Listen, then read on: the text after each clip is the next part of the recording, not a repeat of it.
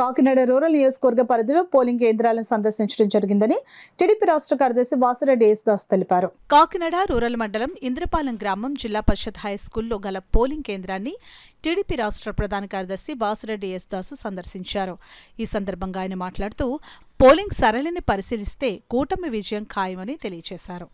అలాగే 112 బూతులు పొద్దుటి నుంచి కూడా తిరగడం జరిగింది. 1వ నెంబర్ బూత్ దగ్గర నుంచి 112 తిరిగాం. ఎక్కడ చూసినా 70% కూటానికి పడ్డాయి ఓట్లు, 30% ఫ్యాన్కి పడ్డాయి. ఇప్పుడే ఎలక్షన్ అయిపోయింది. నాకు తెలుసుండగా 30,000 మెజార్టీ కాకినాడ రూరల్లో ప్రజలందరూ కూడా స్వచ్ఛందంగా వచ్చి చరిత్రలో ఎప్పుడు చూడలేదు. 6 గంటలకి ప్రతి బూత్కి 200 మంది వచ్చారు.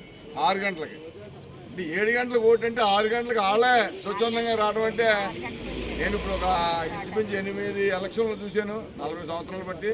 ఎప్పుడు ఇంత స్పందన ప్రజల్లో స్వచ్ఛందంగా వచ్చిన సందర్భాలు చూడలేదు. ఆటో పట్టుకెళ్ళి బతిమాలి, కారు ఎట్టుకెళ్ళి బతిమాలి, బండి ఎట్టుకెళ్ళి బతిమాలితే కానీ వచ్చేవారు కదా ఇంట్లో చేతులకి. అటువంటి స్వచ్ఛందంగా వచ్చారు. పోలింగ్ పర్సెంటేజ్ పెరిగింది. డెఫినెట్గా 30,000 మెజార్టీ కాకినాడ రూరల్ నియోజకవర్గంలో గెలుస్తున్నామని చెప్పి సందర్భంగా తెలియజేస్తున్నాం.